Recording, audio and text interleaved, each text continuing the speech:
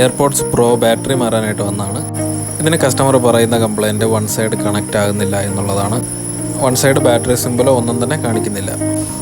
ചിലതിൽ 100 battery percentage കാണിച്ചാലും കേസിൽ നിന്ന് റിമൂവ് ചെയ്യുമ്പോൾ പെട്ടെന്ന് തന്നെ ഡിസ്കണക്റ്റ് ആകുകയും കണക്റ്റ് ആകാതെ ഒന്നും തന്നെ കേൾക്കാതിരിക്കുകയും ചെയ്യുന്ന ഒരു സിറ്റുവേഷനും വരാറുണ്ട്. അപ്പോൾ ഇതൊക്കെ ഒരു 90% ബാറ്ററിയുടെ ഇഷ്യൂ ആണ്. നമ്മളിപ്പം ഈ ഡിവൈസിൻ്റെ ബാറ്ററി ഒന്ന് റീപ്ലേസ് ചെയ്ത് ചെക്ക് ചെയ്യാനായിട്ടാണ് പോകുന്നത്.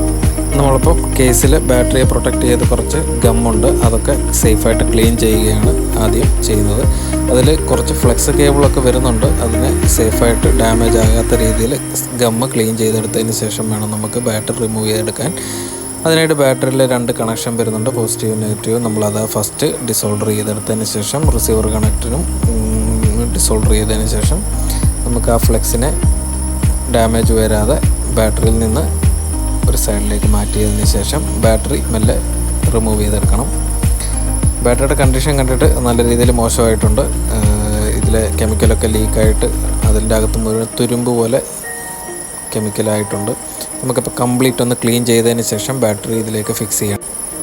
ഒരുപാട് ഫോഴ്സ് കൊടുത്തൊന്നും ക്ലീൻ ചെയ്യാൻ പറ്റത്തില്ല. ഇതിലെ ഫ്ലെക്സുകൾ കേബിളിന് എന്തെങ്കിലും ഡാമേജ് വന്നു കഴിഞ്ഞാൽ പിന്നെ വർക്ക് ചെയ്യാതെ വരും. അതുപോലെ തന്നെ ക്ലീനിങ് നല്ല ക്ലിയർ ആയിട്ട് ചെയ്തില്ലെന്നുണ്ടെങ്കിൽ പ്രോപ്പറായിട്ട് നമുക്ക് ഫിക്സ് ആകില്ല.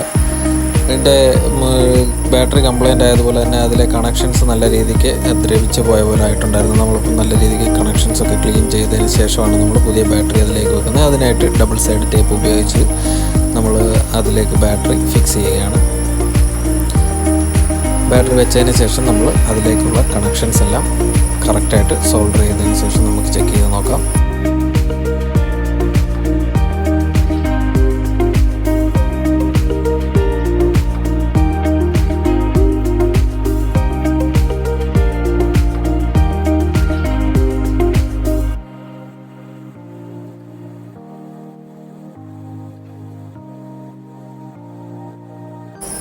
ബാറ്ററി കംപ്ലീറ്റ് ആയിട്ട് ഫിക്സ് ചെയ്തതിന് ശേഷം നമുക്ക് എയർപോർട്സ് കണക്ട് ചെയ്ത് കേസിലേക്ക് വെച്ച് ചാർജ് കയറുന്നുണ്ടോ എന്ന് നോക്കാം.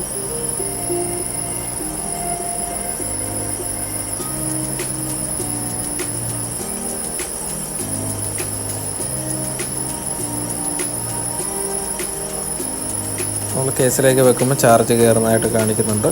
നമുക്കിപ്പോൾ ഇത് ഗമ്മ് യൂസ് ചെയ്ത് ഫുള്ളായിട്ട് ഫിക്സ് ചെയ്തതിന് ശേഷം നമുക്ക് ക്ലോസ് ചെയ്തെടുക്കാം. സൺഷൈൻ്റെ ഗമ്മാണ് നമ്മൾ യൂസ് ചെയ്യുന്നത്. അതിനുശേഷം ഒരു 1 hour ഇത് ഡ്രൈ ചെയ്യാനായിട്ട് വെക്കണം. നല്ല രീതിക്ക് ക്ലീൻ ചെയ്തതിന് ശേഷം കോപ്പർ ടേപ്പ് ഉപയോഗിച്ച് നമുക്ക് ഫിക്സ് ചെയ്ത് 1 hour ഡ്രൈ ചെയ്യാനായിട്ട് വെക്കാം. അപ്പോൾ ഫുള്ളായിട്ട് ഡ്രൈ ഒക്കെ ആയിട്ടുണ്ട്, കംപ്ലീറ്റ് ഫിക്സ് ആയിട്ടുണ്ട്. നമുക്ക് ക്ലീൻ ചെയ്ത് എയർപോർട്ട് കേസിലേക്ക് വെച്ച് ചെക്ക് ചെയ്യാം. ചാർജിങ് പ്രോപ്പറായിട്ട് നടക്കുന്നുണ്ട്. എയർപോർട്സ് പ്രോയുടെ ബാറ്ററി റീപ്ലേസ്മെൻറ്റ് വീഡിയോ ആയിരുന്നു. വീഡിയോ ഇഷ്ടപ്പെട്ടാൽ ലൈക്ക് ചെയ്യാം.